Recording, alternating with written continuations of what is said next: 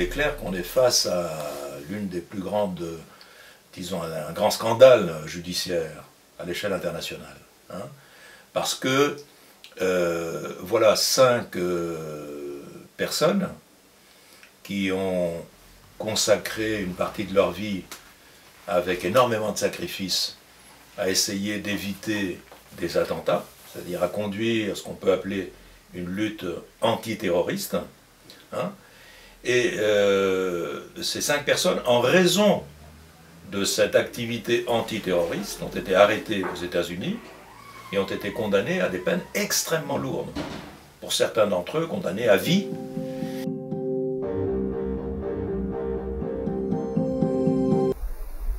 L'histoire des 5 Cubains est une histoire incroyable.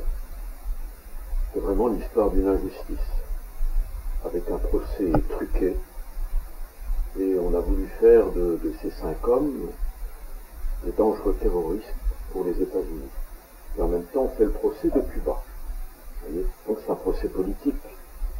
Et on sait bien que rien ne tient, ils n'ont pas de charge. Mais finalement, on les maintient d'année en année en prison.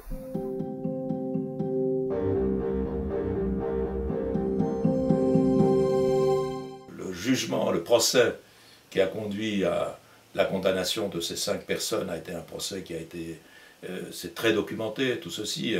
Nous savons que c'est un procès qui a été conduit sur des bases, disons, politiques, idéologiques, qui a été un procès d'État, hein, et donc avec une justice d'État, avec une volonté de châtier pour des raisons idéologiques et non pas pour des raisons concrètes, car ce sont des personnes, il faut le dire, qui n'ont pas utilisé de violence, qui n'ont pas usé de violence en quelque façon que ce soit.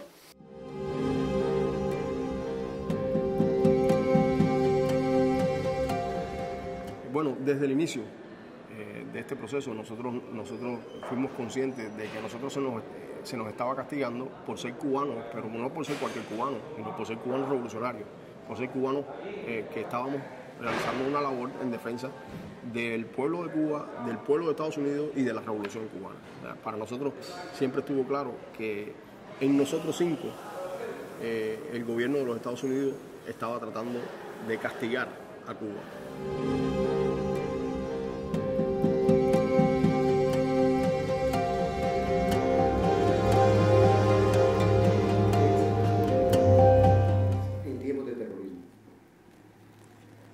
Bueno, si lo sabes, cuando está realizando su labor, de verdad que es una experiencia bien tensionante, estresante, porque saberlo en constante riesgo de su vida hubiera provocado mucho trauma en mi persona, ¿no?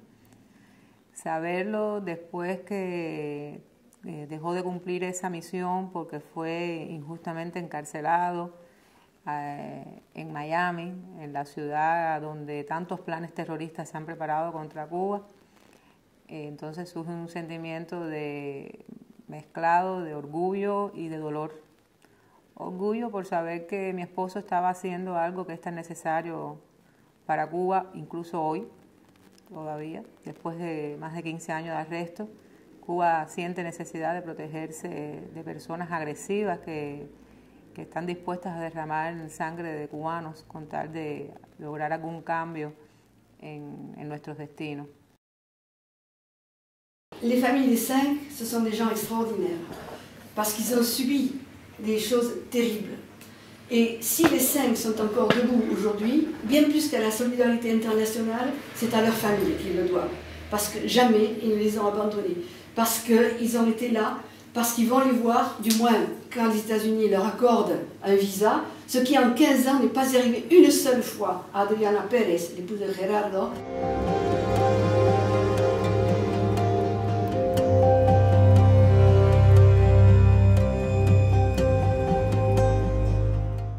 Ya por más de 2 ocasiones he solicitado la visa igualmente. La negativa se mantiene de forma permanente y persistente, pero seguimos luchando por ese reclamo. Sí, pero ¿por qué no te dan visa? Bueno, los argumentos han sido diferentes a lo largo de todos estos años. Que puedo ser una posible inmigrante, algo que da mucha risa. Que puedo ser miembro de los órganos de la seguridad del Estado.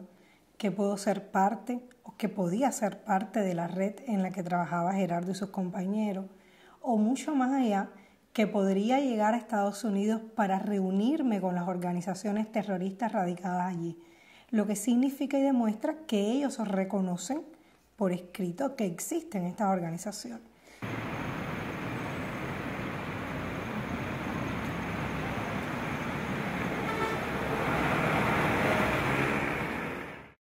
Alors, il y a une contradiction dans l'attitude des États-Unis parce que, d'une part, voilà un pays qui a fait de la politique antiterroriste une politique quasiment d'État, depuis en particulier les attentats du 11 septembre 2001, et en même temps, on arrête des agents qui luttent contre le terrorisme, qui évitent des attentats, qui évitent par conséquent des victimes, des morts, des conséquences d'attentats possibles.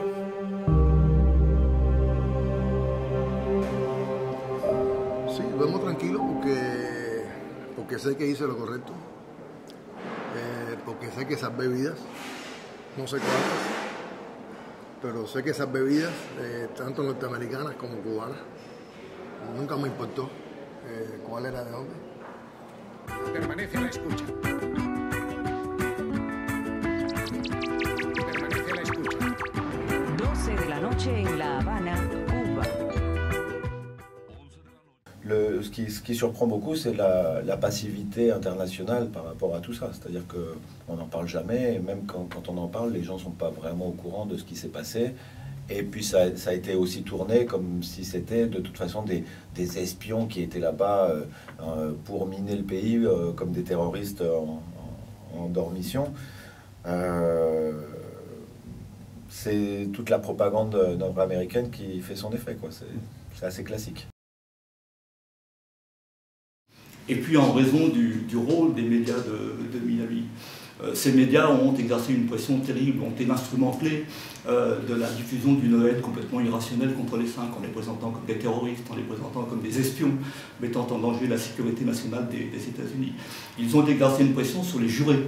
Les jurés ont été filmés, ont été interviewés à l'entrée du tribunal, à la sortie du tribunal. Ils ont été pourchassés par les journalistes, on a filmé les plaques d'immatriculation de leurs autos. Et puis, par ailleurs, on a appris, grâce au Comité pour la libération des Cinq aux États-Unis, que ces journalistes, un certain nombre de journalistes, 44 journalistes pour être précis, ont été payés par le gouvernement fédéral américain à travers le Broadcasting Board of Governors pour diffuser une atmosphère de haine à l'égard des Cinq.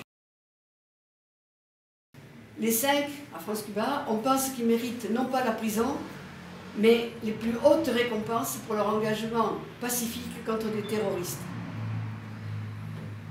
Les Cinq, nous les avons connus parce que nous leur avons écrit. Ils nous ont répondu, un à un. Ils sont devenus des amis et le combat pour leur liberté est devenu notre combat. Nosotros no nos conformamos con que Ramón y Antonio cumplan su sentencia, como lo cumplí yo, la cumplí yo y la cumplió René, y que regresen únicamente cuando se termine su sentencia. Un caso como ese significaría que Gerardo nunca regresaría. Entonces, se ha hecho mucho, nosotros estamos muy agradecidos de todo lo que se ha hecho, pero creo que hay que hacer mucho más. Yo creo que los amigos y amigas de todo el mundo que forman parte del movimiento de solidaridad están conscientes de eso, están en la mejor disposición de hacer ese esfuerzo y están en la mejor disposición de encontrar las vías y los mecanismos para lograr que esa presión llegue a los círculos a los que tiene que llegar en Estados Unidos.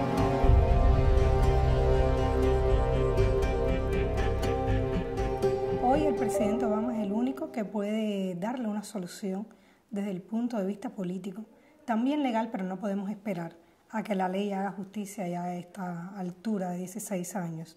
Por eso buscar que la opinión pública internacional influya sobre la administración Obama sería la única posibilidad que tendríamos de que Antonio, Ramón no tengan que cumplir su condena y que por supuesto Gerardo no muera en prisión.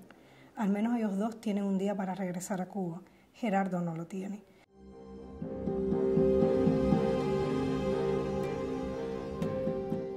Et ce que nous pouvons dire, c'est réclamer au président Obama, en particulier maintenant qu'il est au cours de son second mandat, qu'il pourrait avoir le courage, finalement, de prendre une décision qui voilà, fasse justice, tout simplement, et qui finisse par reconnaître que ces personnes se sont sacrifiées pour le bien de tous, et même pour le bien des Américains.